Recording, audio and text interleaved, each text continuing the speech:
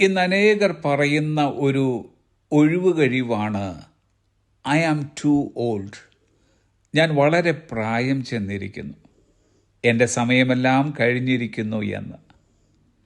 പ്രായമായവരും പ്രായമാകുവാൻ പോകുന്നവരും ഒരു കാര്യം ശ്രദ്ധിക്കുക. Age is just a date on calendar. Attitude is what counts. പ്രായം കലണ്ടറിലെ ഒരു തീയതി മാത്രമാണ്, മനോഭാവമാണ് പ്രധാനം. A man is always as young as he feels. ഒരു മനുഷ്യൻ എപ്പോഴും തനിക്ക് തോന്നുന്നത്ര ചെറുപ്പമാണ്.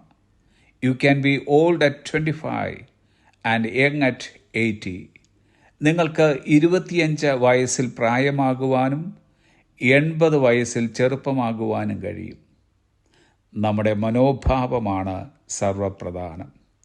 തിരുവചനം പറയുന്നു, 92 സങ്കീർത്തനം 14 വാക്യം, they shall still bear fruit in old age. വാർദ്ധക്യത്തിലും അവർ ഫലം കായ്ച്ചുകൊണ്ടിരിക്കും. ആർക്കാണ് അതിന് കഴിയുക?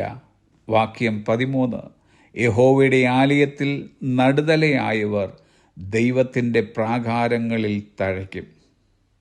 നടുതലയാകുക, തഴയ്ക്കുക, വാർദ്ധക്യത്തിലും ഫലം കായ്ക്കുക.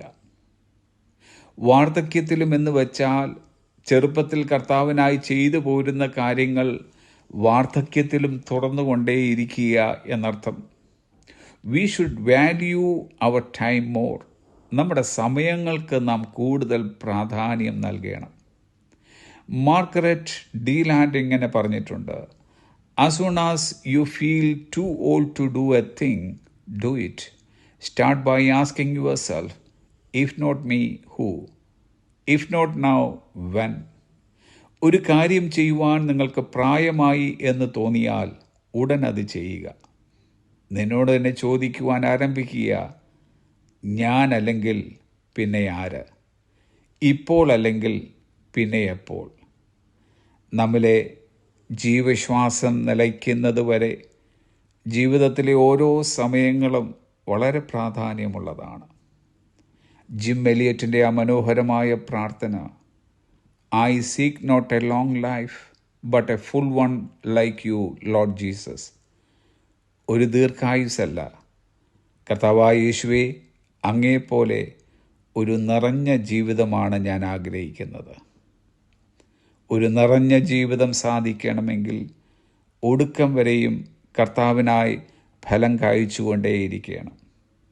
ഫലം കായ്ക്കാതിരിക്കുവാൻ തക്കവണ്ണം നമുക്കാർക്കും ഇതുവരെ ആയിട്ടും അധികം പ്രായമായിട്ടില്ല.